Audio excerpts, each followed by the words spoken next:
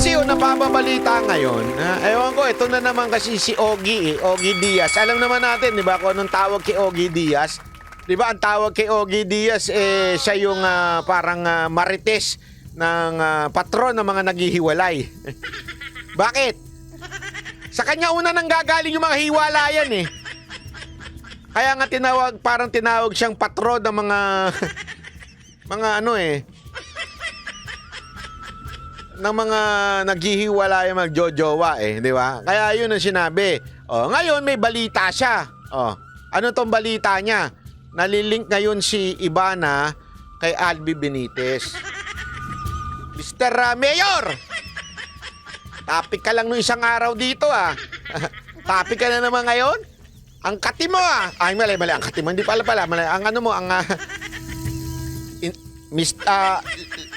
linawin ko lang, Mayor ha. Mayor. Hindi ho ako naglabaso nito ha. Balita ho yan. O, nire-report lang natin. Nagbalabaso niya si Ogie Diaz. Ay, ako ang tanong ko lang ito. Unang katanungan ko, Mayor Benitez, yung mga lupang naibenta, di umano? Doon mo ba bibigyan ng bahay si Ivana at patitirahin? Nagtatanong lang ako, Mayor. Nagtatanong lang. Linawin natin, ha? Yung mga ipinabentang di umanong pinatungan, di umano ng local government ninyo, baka naman meron para kay Ivana dyan.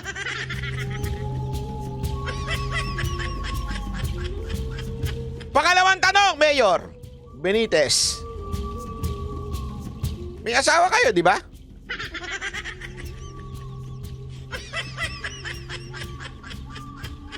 Ako nagtatanong lang, ha? According sa balita ni Ogie Diaz, may asawa kayo, di ba? Hindi na po ba kayo masaya sa asawa nyo? Hindi, ako nagtatanong lang. Kasi, baka naman gusto nyo yung bata-bata. Tsaka yung malaki ang malaki ang future. Kasi malaki ang future ni Ivana. Galing niya nang mag-action-action ngayon.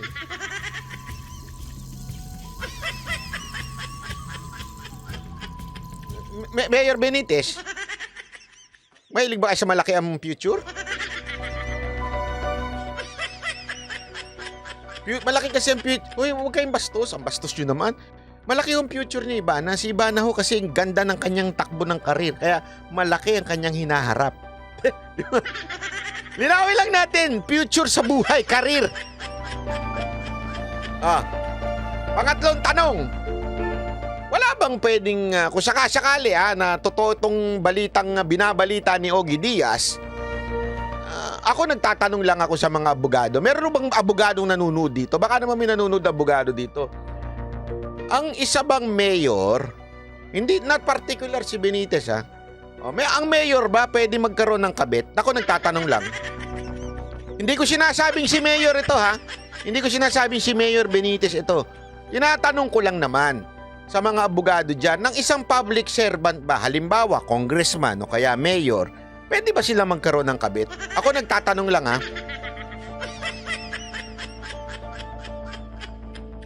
ano ho ba ang pananagutan ng isang public official na may kabit?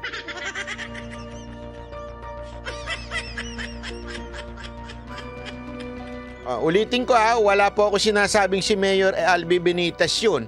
Ang nagbabalita po niyan si Ogie Diaz, hindi po ako. Ako, yung generic lang yung tanong ko.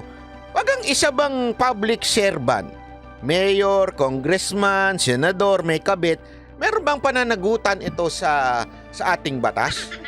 Kasi parang alam ko meron Kasi meron tayong tinatawag na, di ba, yung ang public servant dapat mataas ang dignidad, ganyan-ganyan, di ba?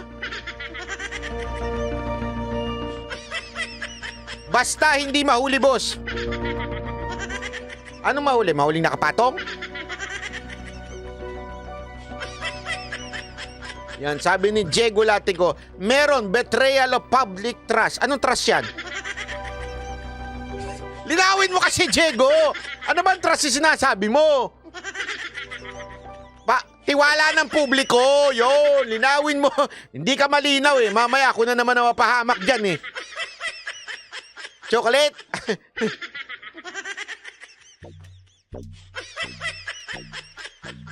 Yan, moral ascendancy. Ascendancy.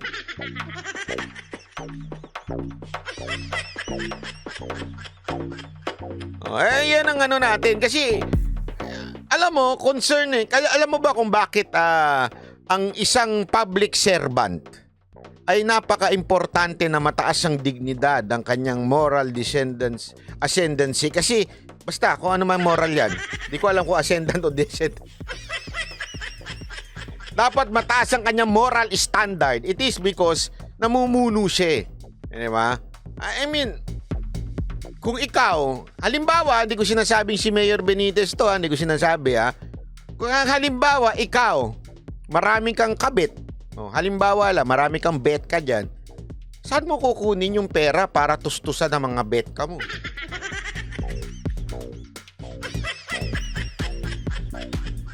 Diba? Hindi, alam mo ba? Ito, walang biro ito Tanungin ko kayo. Alam nyo ba na ang pulis bawal magkakabit? Hindi nyo alam yan. Ang pulis pag nagkaroon ng kabit, tanggal sa serbisyo. Ang tanong, ang mga mayor ba at congressman, pag nagkaroon ng kabit, hindi tanggal sa serbisyo? O sige, wag na natin, yung congressman mahirap tanggalin yan eh. Depende yung kay Romualdez. Yung mga mayor na lang, pag ang mayor ba nagkaroon ng kabit, matatanggal ba siya sa serbisyo?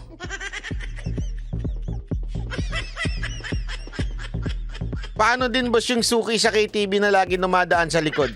Depende kung anong katungkulan na. Kung medyo mataas-taas na, mahirap na. Walang ethics committee yung mga mayor eh.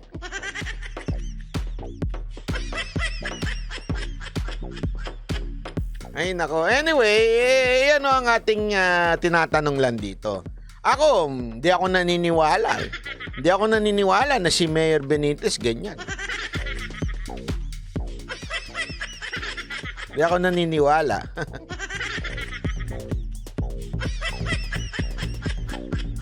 Kasi sabi naman sa akin ni Ivano, baby, wag ka maniwala. Baby talaga. Ang sarap siguro may tumatawag sa'yo ng baby. Baby. Baby.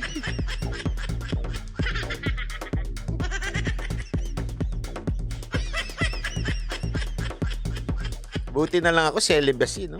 May gift of celibacy ako. Buti na lang talaga, single ako, no?